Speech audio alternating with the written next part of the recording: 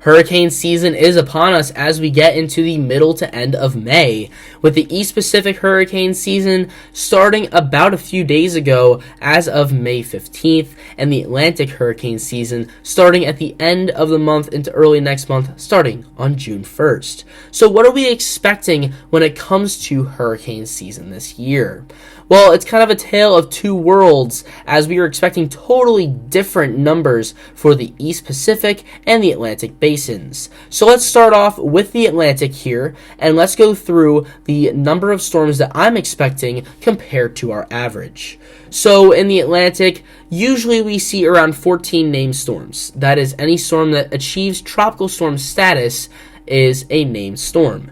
We expect around 14. I'm expecting a well above average hurricane season with named storms totaling 18 to 26 according to my predictions, which is a bit bearish compared to other sources that say that number could stretch even higher than 26.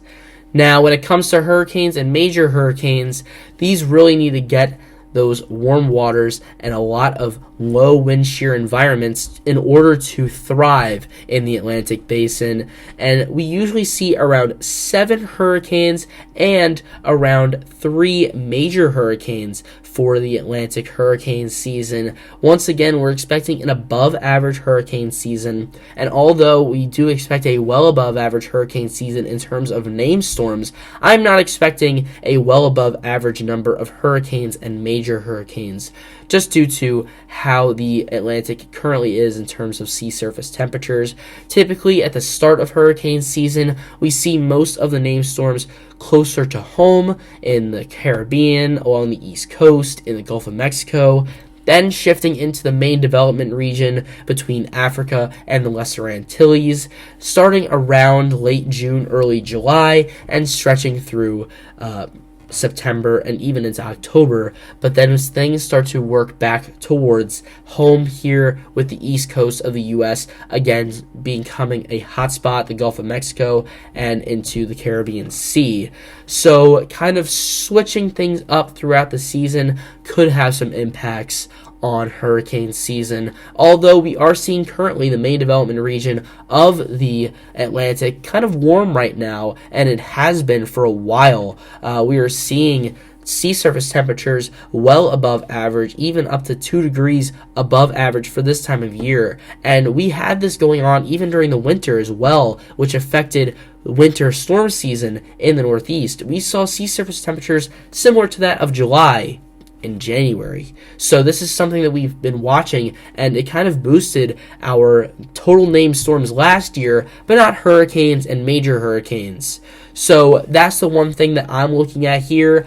We're going to be seeing a La Nina form in the Atlantic, the East Pacific. So if you look at this first chart on the left, you can see that area of blue right off the coast of Ecuador, and that is a La Nina forming, and that will reduce the amount of wind shear in the Atlantic. So that could allow more storms to become hurricanes and major hurricanes, which is why we're expecting an above average hurricane season in both of those categories.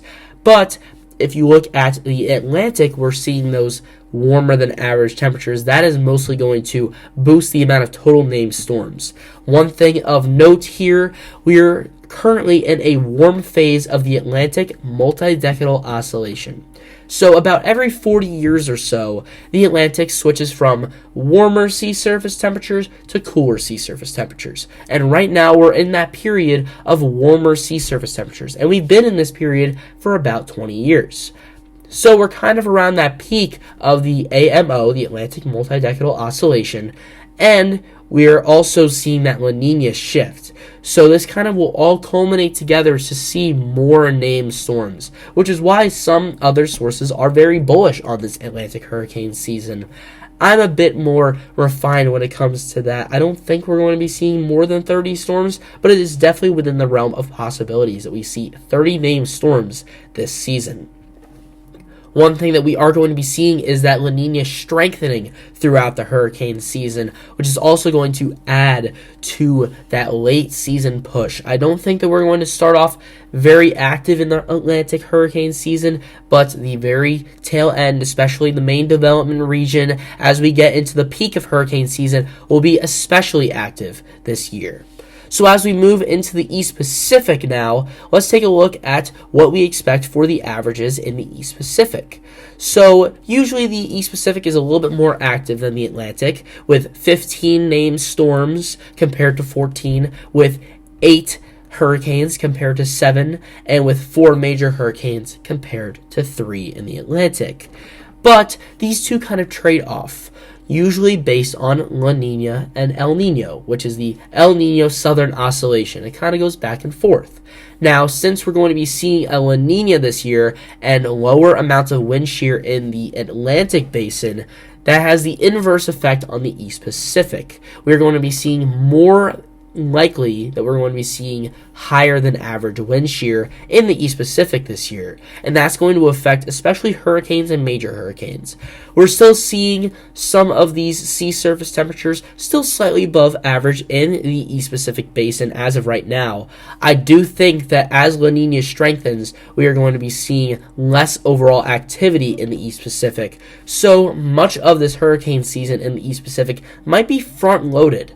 So as of right now, we've had some disturbances in the East Pacific. Things are starting to ramp up, but I think June and July will be more active than September and October, with August kind of being that switching point between the two. Kind of the opposite of the Atlantic, where I'm expecting more of a backloaded season, especially in August and September.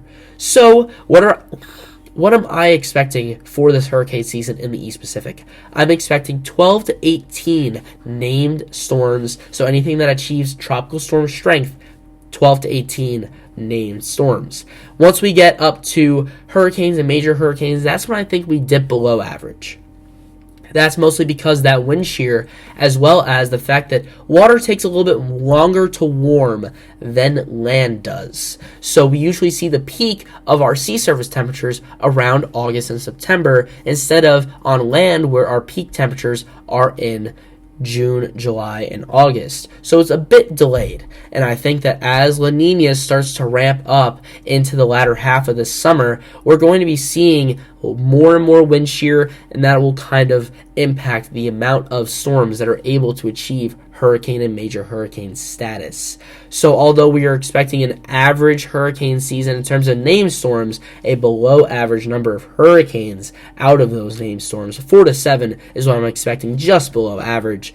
Same deal with major hurricanes. I'm expecting 1 to 3, and that is, again, slightly below average. I'm really expecting things kind of to stay in line with average, especially with those sea surface temperatures currently a bit warmer than average. So let's take a look at the reasoning behind this here.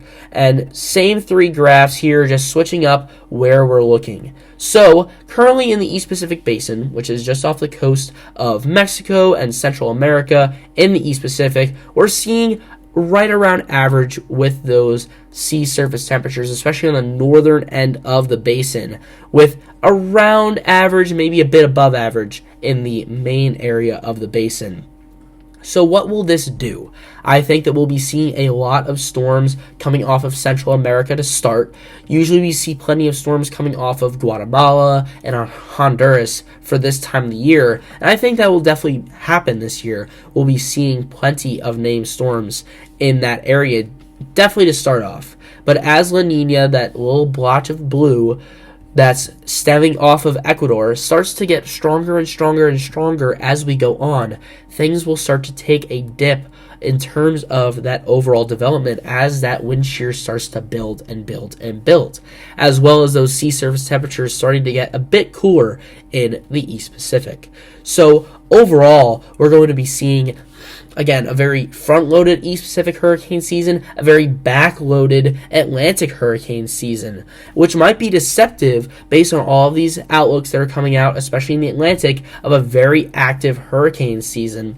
Things might start off a bit slow, and that's totally based on what's going on right now. We had a very strong El Nino during the winter time, and now we're shifting to a La Nina, and that La Nina is slowly strengthening as we make our way into hurricane season. So make sure to stay tuned here and follow along as this hurricane season progresses. I will be covering both storms in the East Pacific and the Atlantic Basin as we make our way through this very long hurricane season. It's going to be a very active one before we get to November 1st. So stay tuned here. Like this video if you enjoyed this detailed outlook for hurricane season, and subscribe and turn on that bell so you do not miss any hurricane season coverage. Have a good one, guys.